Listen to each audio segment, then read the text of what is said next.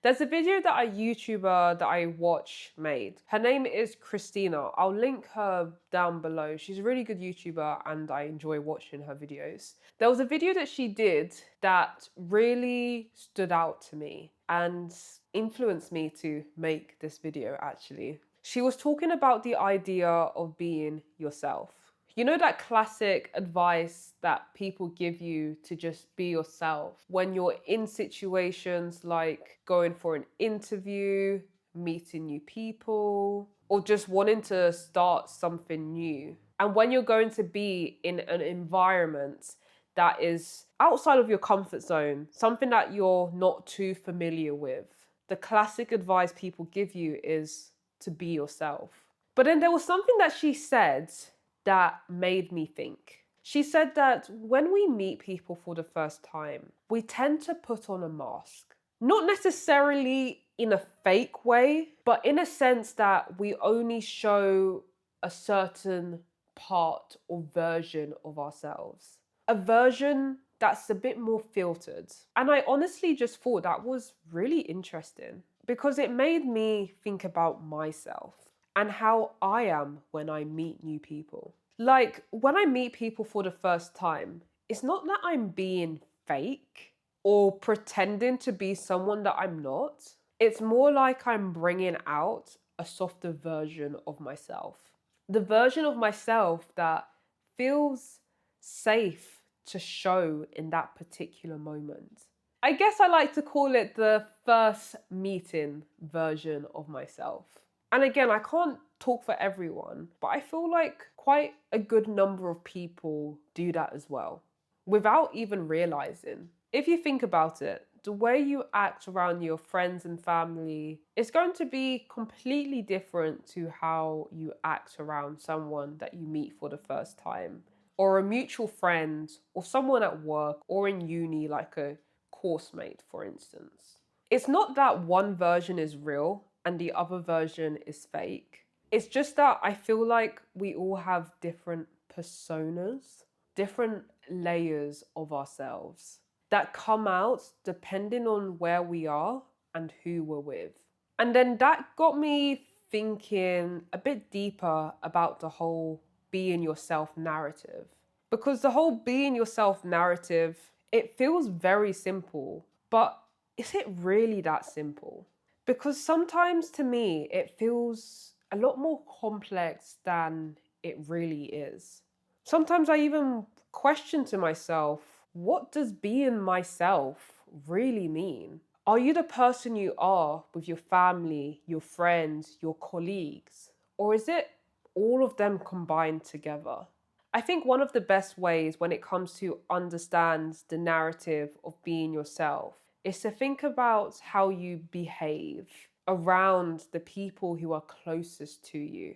And also what you enjoy in your day-to-day life. Those little things, those hobbies that you may have, those interests or things that you are interested in tell you a lot about who you really are. But let's go back to understanding why we don't show our full selves straight away when we meet someone. Like, why do we do that? Let's try and understand as much as we can. Or let's say, or rather than understand, this is more of my perspective on it. And my perspective can be wrong. And I'm sure there are other perspectives or other thoughts about it as well. So I'm very open to hear other people's perspective and their own thoughts as well. So this is just from what I think, and maybe you might agree with me, maybe you might disagree with me, and that's totally fine. I think that the real reason why we do it is because we don't know how people will respond to us. So we act in a certain way, or we show a softer version of ourselves because it's safer. We might tone ourselves down a little bit, not because we are pretending, but because we want to avoid being misunderstood. It's almost like a form of social protection for us in those particular situations. We're kind of testing the waters. We show people the part of ourselves that feels the safest to reveal first. The parts that we think others will respond positively to. And once we feel comfortable, once the trust is built, that's when we start revealing more and more of ourselves and of who we are. When you go on a first date, you don't typically show your full self straight away. You might show maybe a quarter of yourself. You're still being genuine, but it's the version of yourself that's, let's say, politer, more composed, and more toned down, I'd say. And potentially even a little bit more cautious. And then as time goes on, and you see that the other person responds well to you, that quarter becomes a third, then 3/4, until eventually you're showing a full version of yourself. And I think the same thing happens in friendships as well, in work environments, even in family dynamics. It's not something that I believe we consciously decide to do. It's more of a subconscious thing, I believe. It happens naturally because we are wired to protect ourselves emotionally. And it's funny because I was talking to a friend recently and she said something that made me think about all of this all over again. She mentioned how she met some new people, friends of friends, and then she said that they seem very nice people. And when she said that, I kind of thought to myself, of course, these new people that you're meeting were going to be friendly towards you. I would hate to think that they were going to be hostile and unfriendly. Because I mean, who isn't nice to someone that they've just met for the first time, right? Because when we meet someone for the first time, I feel like we are all on our best behaviors. We all put our best foot forward. Everyone seems nice at first, polite, easy to talk to. But it's not until you really get to know them over time and your relationship with them grows that you begin to see who they really are.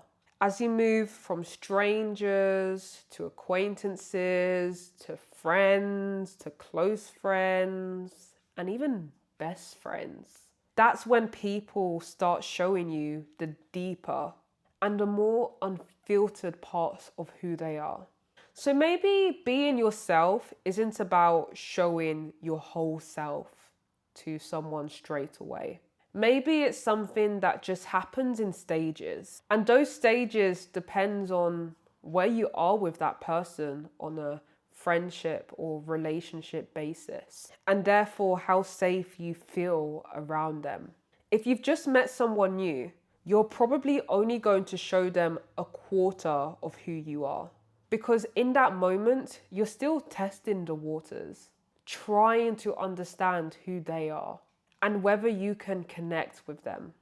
And then slowly but surely, as the connection begins to grow, you start to open up more and more until one day you're completely comfortable with being your whole self.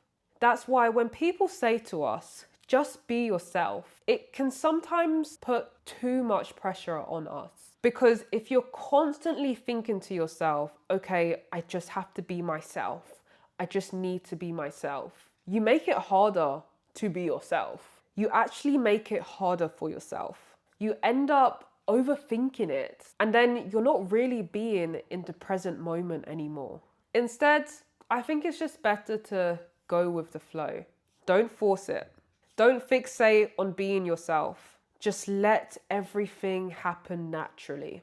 When you stop trying too hard, that's usually when your true self comes out anyway.